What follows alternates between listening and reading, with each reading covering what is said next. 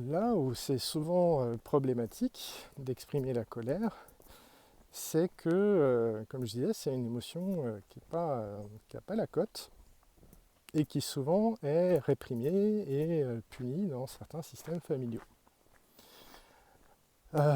Pour plein de raisons, c'est-à-dire que des fois dans le système familial, il peut y avoir des gens qui expriment leur colère d'une manière agressive.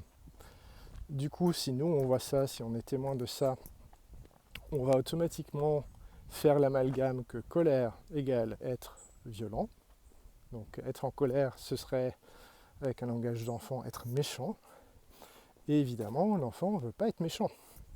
Il va être gentil pour qu'on l'aime. Donc très facilement, on va censurer la colère, ou le système familial va punir la colère. Et du coup, si cette émotion est inhibée, on n'a pas de moyen d'action pour se défendre. On n'a pas de moyen d'action pour agir et essayer de changer les choses. Du coup, puisqu'on n'a pas le système finalement de défense, de fight, comme on dit en anglais, qu'est-ce qui nous reste comme option? Il y a notamment la tristesse et en quelque sorte la soumission, voire carrément la déconnexion. Donc ça va nous donner, dans un premier temps, éventuellement la tristesse pour essayer de solliciter la coopération des parents. Et si les parents ne sont pas disponibles, pas compétents, pas non plus connectés à cette émotion-là, la tristesse ça ne marche pas non plus, la colère on n'a pas le droit, il va rester la déconnexion.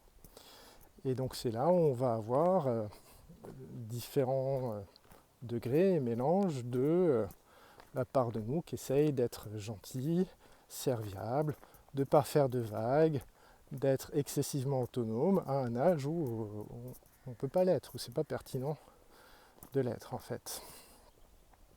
Donc du coup, le fait d'avoir la colère censurée, pas accueillie, pas intégrée, ça va nous faire développer en fait un faux self de gentil garçon qui en fait tire un trait sur ses émotions, sur ses besoins et va essayer de se conformer au modèle de la gentille personne, aimable, modèle familial, modèle de la communauté ou modèle de la société.